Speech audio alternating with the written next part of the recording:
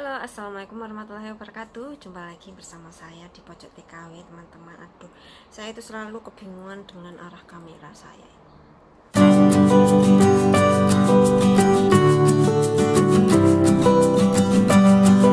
Jadi kita kan udah capek ya teman-teman, di sini bekerja bertahun-tahun, tapi kita itu nggak tahu kemana arah dari uang kita itu. Kita itu cuma nabung, dan kadang menarik uang gitu ya.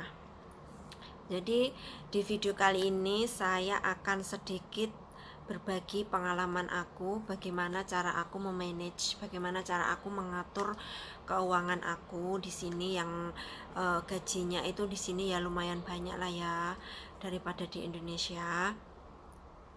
Nah, itu caranya itu begini teman-teman. Kita itu harus memiliki rencana jangka panjang. Kita itu harus memiliki rencana di masa depan kita, dan kita itu harus memiliki rencana di masa tua kita nanti. Rencananya itu apa?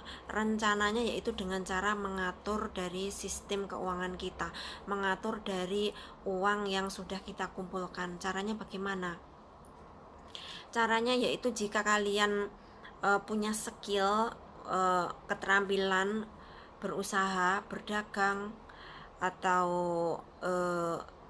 jual beli atau apa, itu udah bagus ya teman-teman. Jadi kalian bisa mengalokasikan uang kalian itu untuk perputaran dana dari usaha kalian itu. Tapi bagi kita atau kalian yang nggak punya skill apapun, yang taunya kalian itu cuma kerja di sini, kerja dan uang kalian itu hanya kalian pakai untuk kebutuhan kalian atau kalian pakai untuk kebutuhan keluarga di Indonesia, kalian harus kalian bahkan wajib untuk merencanakan perputaran keuangan kalian. Caranya gimana? Caranya yaitu dengan cara investasi bagi kita yang nggak ngerti apapun tentang bisnis, tentang usaha, atau tentang membuat apapun itu. Investasinya itu gampang ya, ada berapa ya? Ada 4. Kalau menurut aku yang investasi yang paling bagus itu ada 4. Kalau setahu aku ya, yang pertama itu adalah kalian invest dalam bentuk lahan atau tanah. Nah, jika kalian punya uang, alangkah baiknya kalian itu gunakan untuk membeli aset, yaitu tanah, sawah, ataupun lahan lainnya. Bisa kebun kelapa sawit, bisa perkebunan, atau bisa sawah, bisa tegalan itu ya, atau bisa kebun-kebun jati atau apa. Itu adalah investasi yang menguntungkan bagi kita, dan kita itu dijamin nggak akan rugi. Karena apa? Karena harga lahan, harga tanah itu tiap tahun pasti akan naik, nggak ada penurunan harga ya teman-teman. Jadi itu salah satu investasi terbaik bagi kita. Kemudian kalian bisa menginvestasikan uang kalian dalam bentuk emas. Jadi kalian beli emas yang batangan itu ya, jangan kalian belinya itu emas batangan, jangan emas yang buat perhiasan seperti ini. Aku punya ini. Nah, kalau ini itu untungnya itu dikit teman-teman, karena kalau emas yang bentuk perhiasan kayak gini, kita itu membelinya itu harus di samping harga per gramnya itu lebih mahal, itu juga ditambah dengan harga ongkos untuk pembuatan modelnya ini. Biasanya itu ongkosnya itu kalau di Indonesia per gramnya itu ongkosnya itu 200.000 ya, per seperti ini 200.000. Kalau di sini itu $200. Jadi aku beli kalung seperti ini, harganya itu nanti ditambah $200 dari ongkos untuk pembuatannya ini ya. Tapi kalau emas yang 24 karat yang dalam bentuk batangan itu, kalian nggak akan kena biaya untuk ongkos pembuatan ya.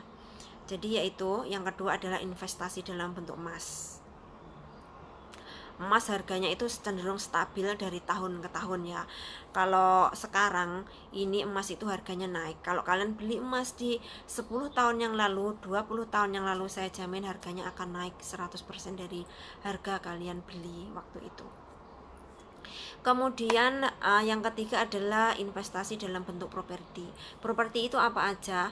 Properti itu ya kalian bisa beli perumahan, kalian bisa beli kos-kosan, kalian bisa membeli toko. Nah, itu properti ini juga akan menguntungkan bagi kita karena apa? Di samping kalau misalkan kita memakai properti ini untuk kebutuhan sehari-hari, itu bisa misalkan kos-kosan itu bisa langsung kita sewakan, kita bisa langsung menghasilkan uang dari properti tersebut.